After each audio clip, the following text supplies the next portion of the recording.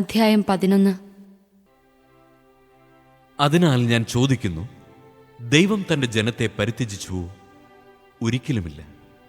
ഞാൻ തന്നെയും അബ്രാഹത്തിന്റെ സന്തതിയും ബെഞ്ചമിൻ ഗോത്രജനുമായ ഒരു ഇസ്രായേൽക്കാരനാണല്ലോ.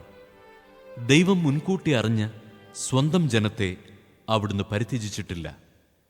ഇസ്രായേലിനെതിരായി ദൈവത്തോട് എപ്രകാരമാണ് ഏലിയ വാദിക്കുന്നതെന്ന് അവനെപ്പറ്റി വിശുദ്ധ ഗ്രന്ഥം പറയുന്നത് നിങ്ങൾക്കറിയാമല്ലോ. കർത്താവേ, അങ്ങയുടെ പ്രവാചകരെ അവർ വധിച്ചു, അങ്ങയുടെ ബലിപീഠങ്ങൾ അവർ തകർത്തു. അവശേഷിക്കുന്നവൻ ഞാൻ മാത്രമാണ്, അവർ എൻ്റെ ജീവനെയും തേടുന്നു. എന്നാൽ ദൈവം അവനോട് മറുപടി പറഞ്ഞത് എന്താണെന്നോ? ബാലിന്റെ മുമ്പിൽ മുട്ടുകുത്താത്ത 7000 പേരെ എനിക്ക് വേണ്ടി ഞാൻ മാറ്റി നിർത്തിയിട്ടുണ്ട്. അപ്രകാരം തന്നെ കൃപയാൽ തിരഞ്ഞെടുക്കപ്പെട്ട ഒരു അവശിഷ്ട ഭാഗം ഈ കാലഘട്ടത്തിലുമുണ്ട്. അത് കൃപയാലാണെങ്കിൽ പ്രവൃത്തികളിൽ അധിഷ്ഠിതമല്ല. കൃപയാലല്ലെങ്കിൽ കൃപ ഒരിക്കലും കൃപയായിരിക്കുകയില്ല. അതുകൊണ്ടെന്ത്?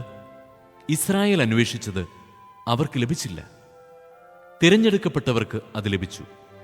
മറ്റുള്ളവരുടെ ഹൃദയം കഠിനമായിപ്പോയി.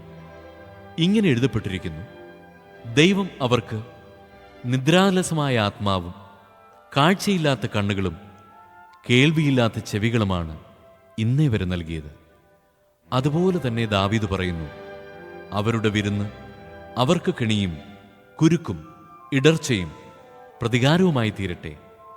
അവരുടെ കണ്ണുകൾ കാഴ്ച നശിച്ച് ഇരുണ്ടുപോകട്ടെ. അവരുടെ നട്ടില് എപ്പോഴും വളഞ്ഞിരിക്കട്ടെ. ആകയാൽ ഞാൻ ചോദിക്കുന്നു, അവർക്ക് കാലിടറിയത് വീഴുവാനായിരുന്നുവോ? ഒരിക്കലുമല്ല. ഇസ്രായേൽക്കാരുടെ പാപം നിമിത്തം വിജാതിയർക്ക് രക്ഷ ലഭിച്ചു. തന്മൂലം അവർക്ക് വിജാതിയരോട് അസൂയ ഉളവായി. അവരുടെ പാപം ലോകത്തിൻ്റെ നേട്ടവും അവരുടെ പരാജയം വിജാതിയരുടെ നേട്ടവുമായിരുന്നെങ്കിൽ അവരുടെ പരിപൂർണത എന്തൊരു നേട്ടമാകുമായിരുന്നു. വിജാതീയരായ നിങ്ങളോട് ഞാൻ പറയുകയാണ്, വിജാതീയരുടെ അപ്പോസ്തലൻ എന്ന നിലയ്ക്ക് എൻ്റെ ശുശ്രൂഷയെ ഞാൻ പ്രശംസിക്കുന്നു. അതുവഴി എൻ്റെ കൂട്ടരായ യഹൂദരെ അസൂയാകുലരാക്കാനും അങ്ങനെ അവരിൽ കുറേ പേരെയെങ്കിലും രക്ഷിക്കാനും എനിക്കിടയാകുമല്ലോ. എന്തുകൊണ്ടെന്നാൽ അവരുടെ തിരസ്കാരം ലോകത്തിൻ്റെ അനുരഞ്ജനമായെങ്കിൽ അവരുടെ സ്വീകാരം മൃതരിൽ നിന്നുള്ള ജീവനല്ലാതെ മറ്റെന്തായിരിക്കും? ധാന്യമാവിൽ നിന്ന് ആദ്യഫലമായി സമർപ്പിക്കപ്പെട്ടത് പരിശുദ്ധമെങ്കിൽ അത് മുഴുവൻ പരിശുദ്ധമാണ്. വേര് പരിശുദ്ധമെങ്കിൽ ശാഖകളും അങ്ങനെ തന്നെ.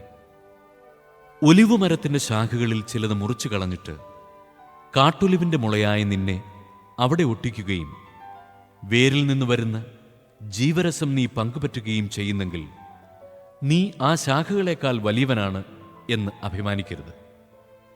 അഭിമാനിക്കുന്നെങ്കിൽ നീ വേരിനെ താങ്ങുകയല്ല, വേര് നിന്നെ താങ്ങുകയാണ് എന്നോർത്തുകൊള്ളുക. എന്നെ ഒട്ടിച്ചു ചേർക്കേണ്ടതിനാണ് ശാഖകൾ മുറിക്കപ്പെട്ടത് എന്ന് നീ പറഞ്ഞേക്കാം. അത് ശരി തന്നെ. അവരുടെ അവിശ്വാസം നിമിത്തം അവർ വിച്ഛേദിക്കപ്പെട്ടു. എന്നാൽ നീ വിശ്വാസം വഴി ഉറച്ചു നിൽക്കുന്നു. ആകയാൽ അഹങ്കാരം വെടിഞ്ഞ് ഭയത്തോടെ വർത്തിക്കുക. എന്തെന്നാൽ സ്വാഭാവിക ശാഖകളോട് ദൈവം ദാക്ഷിണ്യം കാണിക്കാത്ത നിലയ്ക്ക് നിന്നോടും കാണിക്കുകയില്ല. അതുകൊണ്ട് ദൈവത്തിൻ്റെ കാരുണ്യവും കാഠിന്യവും നിന്റെ ശ്രദ്ധയിലിരിക്കട്ടെ. വീണവനോട് കാഠിന്യവും ദൈവത്തിൻ്റെ കൃപയിൽ നിലനിന്നാൽ നിന്നോട് കാരുണ്യവും അവിടുന്ന് കാണിക്കും. അല്ലെങ്കിൽ നീയും മുറിച്ചു നീക്കപ്പെടും. തങ്ങളുടെ അവിശ്വാസത്തിൽ തുടരാത്ത പക്ഷം അവരും ഒട്ടിച്ചു ചേർക്കപ്പെടും. അവരെ വീണ്ടും ഒട്ടിച്ചു ചേർക്കാൻ ദൈവത്തിനു കഴിയും. വനത്തിലെ ഒലിവു മരത്തിൽ നിന്ന് നീ മുറിച്ചെടുക്കപ്പെട്ടു. കൃഷിസ്ഥലത്തെ നല്ല ഒലിവിന്മേൽ പ്രകൃതി സഹജമല്ലാത്ത വിധം ഒട്ടിക്കപ്പെടുകയും ചെയ്തു. അങ്ങനെയെങ്കിൽ ഈ സ്വാഭാവിക ശാഖകൾ അവയുടെ തായ്തണ്ടിന്മേൽ വീണ്ടും ഒട്ടിക്കപ്പെടുക എത്രയോ യുക്തം. സഹോദരരെ, ജ്ഞാനികളാണെന്ന് അഹങ്കരിക്കാതിരിക്കേണ്ടതിന് നിങ്ങൾ ഈ രഹസ്യം മനസ്സിലാക്കിയിരിക്കണം. ഇസ്രായേലിൽ കുറേ പേർക്ക് മാത്രമേ ഹൃദയകാഠിന്യം ഉണ്ടായിട്ടുള്ളൂ. അതും വിജാതിയർ പൂർണ്ണമായി സ്വീകരിക്കപ്പെടുന്നതുവരെ മാത്രം. അതിനുശേഷം ഇസ്രായേൽ മുഴുവൻ രക്ഷ പ്രാപിക്കും. എഴുതപ്പെട്ടിരിക്കുന്നതും അങ്ങനെ തന്നെ. സിയോനിൽ നിന്ന് വിമോചകൻ വരും. അവിടുന്ന് യാക്കോബിൽ നിന്ന് അധർമ്മം അകറ്റിക്കളയും.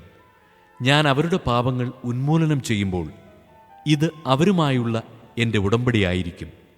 സുവിശേഷം സംബന്ധിച്ച് നിങ്ങളെ പ്രതി അവർ ദൈവത്തിൻ്റെ ശത്രുക്കളാണ്. തിരഞ്ഞെടുപ്പ് സംബന്ധിച്ചാകട്ടെ അവരുടെ പൂർവികരെ പ്രതി അവർ സ്നേഹഭാജനങ്ങളാണ്. എന്തെന്നാൽ ദൈവത്തിൻ്റെ ദാനങ്ങളും വിളിയും പിൻവലിക്കപ്പെടാവുന്നതല്ല.